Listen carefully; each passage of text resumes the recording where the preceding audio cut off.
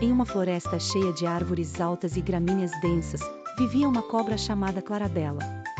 Clarabella tinha um problema que a tornava diferente de todas as outras cobras: ela era cega.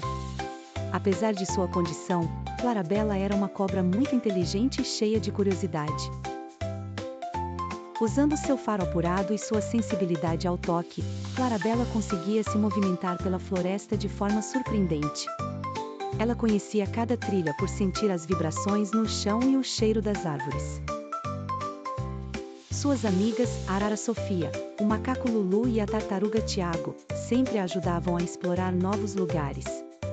Um dia, Clarabella ouviu seus amigos falarem sobre uma caverna que todos diziam ser mágica. Contavam histórias de que dentro da caverna havia pedras que brilhavam como estrelas.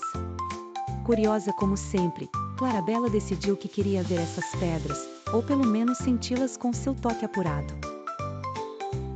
Sofia, Lulu e Tiago ficaram empolgados com a ideia e decidiram ajudar a amiga. Eles formaram uma comitiva engraçada. Sofia sobrevoava à frente, descrevendo o caminho com suas palavras doces. Enquanto Lulu brincava de atravessar as árvores, Tiago caminhava lentamente ao lado de Clarabella para guiá-la com seu casco. Quando finalmente chegaram à caverna, Clarabella pôde sentir uma atmosfera mágica.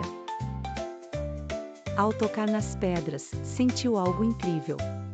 As pedras vibravam uma melodia suave, quase como uma música que ela podia ouvir através de seu toque. Emocionada, Clarabella concluiu que, mesmo sem enxergar, tinha experimentado a magia da caverna de uma forma única. Sofia, Lulu e Tiago estavam felizes por Clarabella ter conseguido ver a mágica à sua maneira. Juntos, eles descobriram que existem muitas formas de perceber o mundo, mesmo quando falta um dos sentidos. E daquele dia em diante, Clarabella nunca mais se sentiu triste por ser cega, pois sabia que tinha o coração e os amigos certos para ajudá-la a explorar as maravilhas do mundo.